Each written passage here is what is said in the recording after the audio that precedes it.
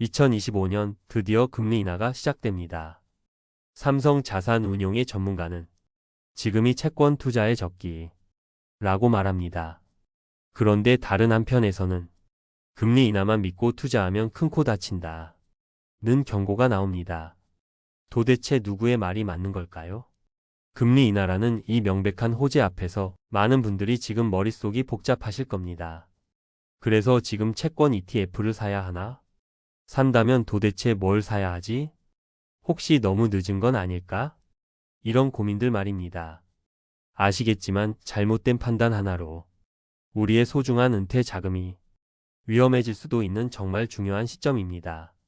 이 영상을 끝까지 보시면 여러분은 2025년 금리 인하 시기에 부자들이 조용히 쓸어 담고 있는 채권 ETF의 정체와 함께 첫째, 소문에 사서 뉴스에 파는 구체적인 투자 전략, 둘째, 인플레이션 시대의 치명적인 함정을 피하는 방법, 그리고 마지막으로 여러분의 퇴직연금 계좌를 활용한 최적의 포트폴리오까지 확실히 알게 되실 겁니다. 전문가들이 지금이 채권 투자의 적기라고 말하는 이유부터 한번 살펴보겠습니다. 한 언론사에 따르면 삼성 자산운용 채권운용본부장은 미국의 기준금리 완화가 다가오고 있어 지금이 채권 투자의 적기라며 금리가 내려가면 예적금보다 높은 이자 수익을 기대할 수 있다고 강조했습니다. 이건 빈말이 아닙니다. 실제로 국내 채권형 ETF 시장은 이미 80조 원 규모로 성장했고 월 평균 2조 원이라는 엄청난 돈이 몰려들고 있습니다. 과거에는 수십, 수백억을 가진 고액 자산가들만 채권에 투자할 수 있었죠. 하지만 이제는 ETF 덕분에 우리 같은 개인 투자자들도 쉽게 채권 시장에 참여할 수 있게 됐습니다. 특히 개별 채권을 직접 사는 것보다 거래 비용이 10배에서 20배나 저렴하고 알아서 분산 투자까지 해주니 이보다 더 좋은 대안이 없는 겁니다. 금리 인하가 현실이 되면 채권 가격이 오르면서 생기는 자본 차익까지 기대할 수 있으니 시장의 기대감은 당연히 커지고 있습니다. 하지만 여러분, 세상에 공짜 점심은 없다는 말 다들 아시죠? 이 금리 인하라는 달콤한 말만 믿고 섣불리 뛰어들었다가 실패하는 이유가 분명히 존재합니다. 한 경제 전망 보고서는 이렇게 경고합니다. 현재 인플레이션 사이클에서는 국채 가격의 장기적 상승 여력이 제한된다. 특히 많은 분들이 투자하시는 미국 장기 국채 ETF, 바로 TLT의 경우 인플레이션 환경에서는 오히려 하방 압력과 변동성이 커질 수 있으니 신중해야 한다는 겁니다. 최근 온라인에서 한 개인 투자자의 냉철한 분석이 큰 화제가 되기도 했습니다. 그는 이렇게 주장했습니다. 금리가 1%포인트 내리면 TLT는 이론적으로 약 18% 오를 수 있는데 지금 주가는 이미 그 기대감을 다 반영해서 저점 대비 19% 이상 올라 있다. 현재 가격은 단기 고점일 확률이 높다. 이게 무슨 뜻일까요? 바로 주식시장의 오랜 격언, 소문에 사서 뉴스에 팔아라 가 현실이 될 수 있다는 겁니다. 모두가 기다리던 금리 인하 뉴스가 막상 발표되는 순간 그게 재료 소멸이 되어서 오히려 거품이 꺼질 수 있다는 날카로운 경고인 셈이죠. 자, 지금까지 우리는 기회와 함정을 동시에 살펴봤습니다. 하지만 정말 중요한 이야기는 지금부터입니다. 이런 혼란스러운 상황 속에서 현명한 투자자들은 어떻게 위기를 기회로 바꾸고 있을까요? 그들은 시장에 과열된 기대감에 무작정 편승하지 않습니다. 한 투자 전문 매체는 2025년 금리 인하 시기를 전략적 기회로 활용하는 아주 구체적인 방법을 제시합니다. 단순히 TLT 하나에 내 모든 돈을 올인하는 게 아니라 나의 투자 성향에 맞춰서 위험은 나누고 수익은 극대화하는 포트폴리오를 차분히 구축하는 겁니다. 이 전략의 핵심은 예측이 아니라 대응입니다.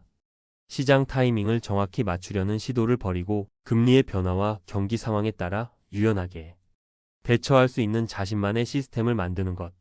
그것이 바로 성공의 열쇠입니다. 이제 여러분의 소중한 퇴직연금을 위한 구체적인 실천 로드맵 3가지를 알려드리겠습니다. 첫 번째 해결책은 듀레이션 전략, 즉 장기 국채의 비중을 현명하게 조절하는 것입니다. 기본적으로 금리가 내려갈 때는 듀레이션, 즉 채권의 만기가 긴 장기 국채 ETF의 비중을 늘려서 가격 상승으로 인한 자본 이득을 노리는 것이 정석입니다. 대표적인 상품이 바로 TLT죠. 하지만 앞서 분석했듯이 이미 과열의 위험이 있기 때문에 전체 포트폴리오의 일부로만 편입하고 시장 상황을 꾸준히 지켜봐야 합니다. 금리 1%포인트 이하의 18% 수익, 이런 이론적인 수치에 현혹되지 마시고 이미 시장의 기대감이 반영되었다는 사실을 반드시 기억하셔야 합니다. 두 번째 해결책은 분산 투자입니다.